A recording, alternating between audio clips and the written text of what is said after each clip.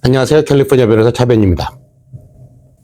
요즘 한국에서 굉장히 뜨거운 이슈가 되고 있는 일부 연예인 또는 유명인들이 대통령 탄핵에 공식적으로 찬성을 하고 또 그 참가자들을 위해서 음식이나 음료수 등을 선결제를 통해서 제공을 하고 서포트를 하는 그런 거에 대해서 누군가가 미국 CIA에 고발을 하고 또 그로 인해서 미국 영구 입국 금지 조치를 받게 할 수 있다. 그런 내용들이 뉴스에도 나오고 또 유튜브에도 좀 많이 회자되고 그런 상황인데요. 과연 유명 연예인들이 대통령 탄핵에 찬성을 하고 선결제를 했다고 해서 미국 입국이 영구히 제재를 받을까요? 우선 미국 입국에 문제가 생기려면 미국 연방 이민법에 대해서 좀 알아봐야 되겠죠. 그와 관련된 이민법 조항이 있는데 우선 미국 CIA가 조사는 할 수 있겠지만 입국 금지 조치 등과 같은 어떤 실존적인 법률 행위를 할 수는 없죠. CIA가 외국인의 입국을 허락하거나 막거나 하는 그런 부서는 아니고요. 미국의 내셔널 시큐리티를 위해서 조사는 할 수 있고 그 조사 결과를 이민국에다가 트랜스퍼를 해서 이민국에서 이제 다시 이 특정인이 입국 금지 사유에 해당이 되는지를 조사를 하게 되겠죠. 그래서 이민국이 결정을 해서 입국을 막든지 그런 어떤 결정을 내릴 텐데 CIA에 고발을 했기 때문에 CIA가 입국을 금지시킬 것이다라는 말은 일단은 틀린 말이고요. 특정 개인, 특정 외국인이 미국에 입국을 금지당하기 위해서는 미국 이민국에서 조사를 하고 그 이민국의 이민법에 따라 연방 이민법에 따라서 외국인 입국 금지 사유에 해당되는지를 먼저 알아봐야 되겠죠. 미 연방 이민법 제212조에 보면 외국인이 미국에 입국하려 할 때 그것을 막을 수 있는 사유 10가지에 대해서 명시해 놓고 있어요.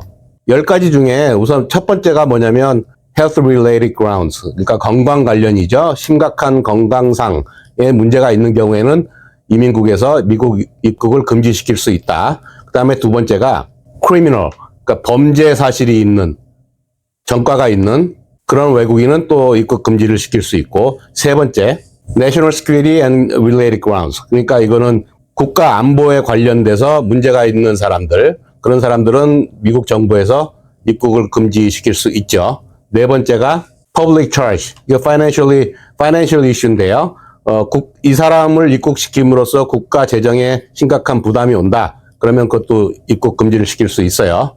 그다음 다섯 번째가 이제 labor certification and qualification, 미국의 노동시장, 고용시장에 또 심각한 피해를 줄 수 있는 그런 외국인이면 또 입국을 금지시킬 수 있다.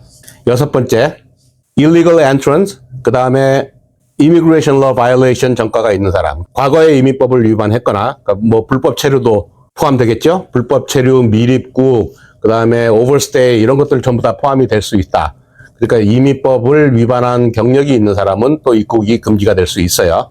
그 다음에 일곱 번째가 이제 documentation, 서류 미비자, 비자가 없다든지 비자가 충분하지 않다든지 비자 내용과 입국 목적이 다르다든지 하는 그런 documentation에 문제가 있는 사람들도 입국 거부가 될 수 있고요. 여덟 번째가 ineligible for citizenship, 미국에서 시민권을 딸 수 있는 확률이 거의 없는 사람, 그 felony 전과가 있거나 또 여러 가지 사정상 미국에서 시민권을 딸 수 있을 확률이 거의 없는 사람은 아예 입국을 금지시킬 수 있습니다. 아홉 번째, previous deportation. 이건 이제 예전에 추방당했던 기록이 있는 사람들. 추방 한번 당하면 또 다시 들어올 때 입국 거절을 당할 수 있어요. 그 다음에 열 번째가 miscellaneous라고 해서 이제 기타 여러 가지들, inadmissible alien이라고 명시가 되어 있어요. 그러면 여기서 요즘 한국에서 핫한 이슈가 되고 있는 유명인 연예인들이 탄핵을 찬성하고 그에 동조하고 선결제를 해서 시위 참가자들을 서포트했다. 이 부분에 대해서 미국 연방법이 입국 거부자로 분류를 할지 한번 따져봐야 되는데 방금 말씀드린 10가지 조항 중에 해당될 수 있는 게 세 번째인 것 같아요. 세 번째. National Security and Related Grounds. 그러니까 국가 안보에 문제가 된다.